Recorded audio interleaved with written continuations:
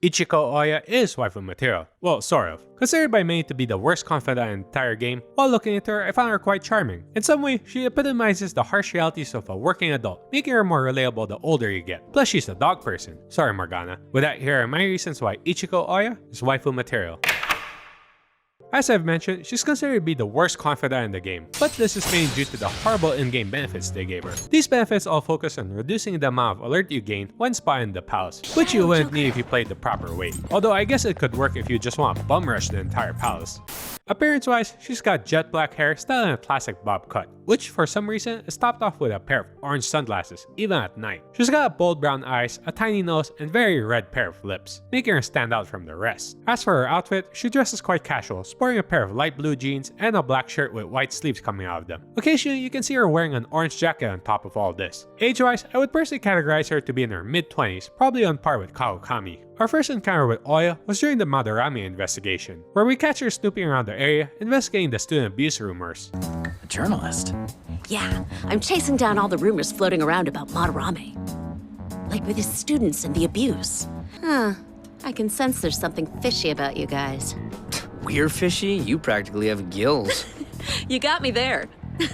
Well, if you get any leads, you mind giving me a shout? We'll be fishy together. Sound good? Our first official meeting with Ohya takes place in Shinjuku, where Ryuji ends up in a fight for his life. Ryuji, good luck.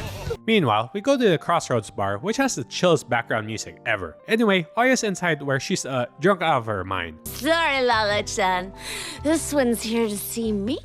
As you can see, she's a bit of a drunkard, where almost every time we see her in the story, she's got a drink in hand, sometimes even tempting us with alcohol, but Lala-chan steps in as the responsible one. Lala-chan has mentioned that Ichiko used to be so positive back then, and as you can see, she's quite the skeptic now. She used to cover politics, but has now been reassigned to the culture and entertainment department. During this part, they both snip out little hints of an incident in Ohya's past, but more on that later on. Meanwhile, it's time for a refill for Ohya. Anyway, seeing that she's a journalist, we strike a deal with her. Hey, how about we do this? You supply me with info on the Phantom Thieves, and I'll write articles based on what you tell me about them. You know, the Phantom Thieves who you love oh so much. Deal?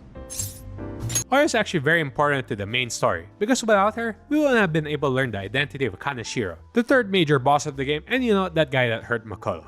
So in exchange for the Kaneshiro details, we had to give her a little something. And who else better than our good old friend Mishima? Are you Ichiko? Yup, that would be me. Why don't you make your way over here and spill the deets about Shujin Academy? Mamiya, I'm gonna get you for this. Mishima? What did you do to me? That Ohya lady's nothing but a roaring drunkard. How do you know her? Where did you even meet a lush like this? He is the trickster after all. We do get into all sorts of situations with Ohya, like the time she got caught by her boss outside the bar, and well, apparently we're in a relationship with her. The chief at first doesn't buy it, asking if she's blackmailing us, seeing that she doesn't have the physique to attract high schoolers. Whew, what a burn. Anyway, the chief just leaves her with a warning to stop snooping around. Meanwhile, we're late for that movie.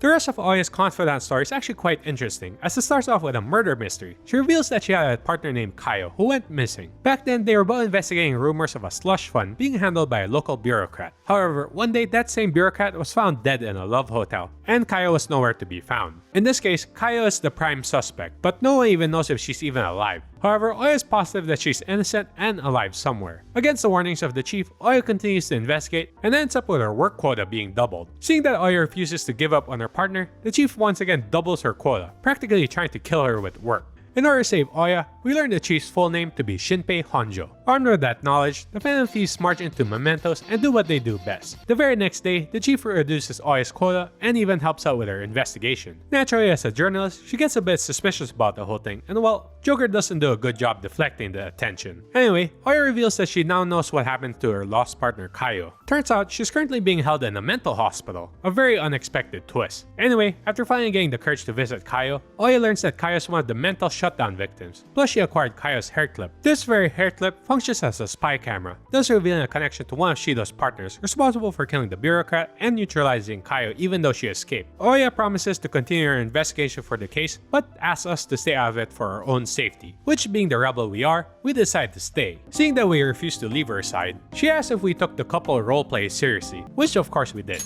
This pretty much takes her by surprise, and at this point, we get to witness just how smooth Joker is, easily calling her by her first name. She then calls out Joker on being a player, which, well, we all know how that ended. Aw man, you can really tell that Ichiko's been on the wrong end of some relationships. Later on, Ichiko brings us to the Sky Tower, sharing with us the view she had when she first convinced Kaio to be her partner. This is a special place for me.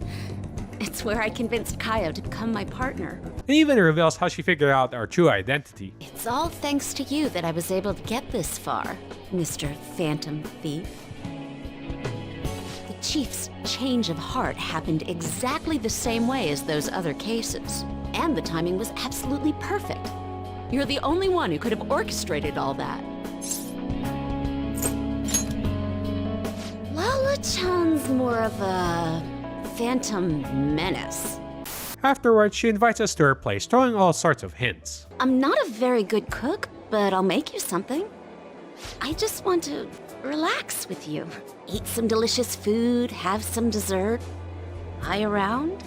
And after all that, well, that's up to you. Shall we go?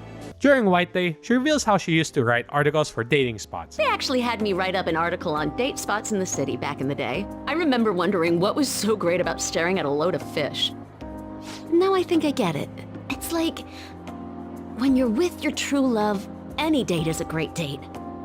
Or something cheesy like that.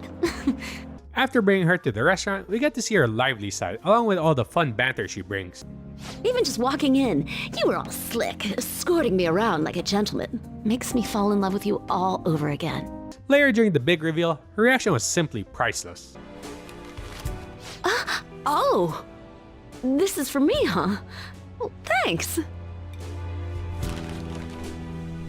Man, stop looking at me like that. I know I've got a stupid grin.